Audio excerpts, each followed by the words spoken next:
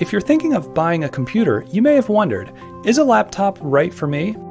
Depending on how you plan to use it, the answer may be yes.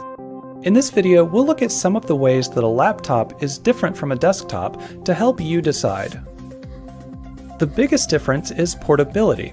Laptops have to be small and light so that you can pick them up and take them with you. Since all of the basic parts are built in, setting up a laptop is as easy as opening it. The downside is that the monitor is usually smaller than a desktop monitor, so you'll have less screen space. Another important difference is that laptops use a battery. The battery can provide power to the laptop when you're on the go, and it will recharge whenever it's plugged in. An added benefit of having a battery is if the power goes out, the battery can work as a backup power source. Instead of a mouse, laptops usually have a built-in touchpad, also known as a trackpad. You can control the pointer on the screen by using a drawing motion with your finger.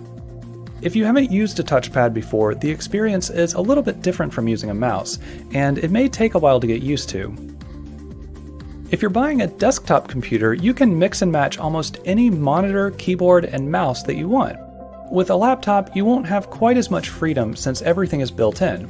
However, if you want to have the best of both worlds, you can use your laptop's ports to connect a separate monitor, keyboard, and mouse, basically turning your laptop into a desktop. And of course, whenever you want to, you can simply disconnect everything and take your laptop with you. As you can see, there are some important differences between laptops and desktops, so depending on your preferences, you can decide which one best suits your needs.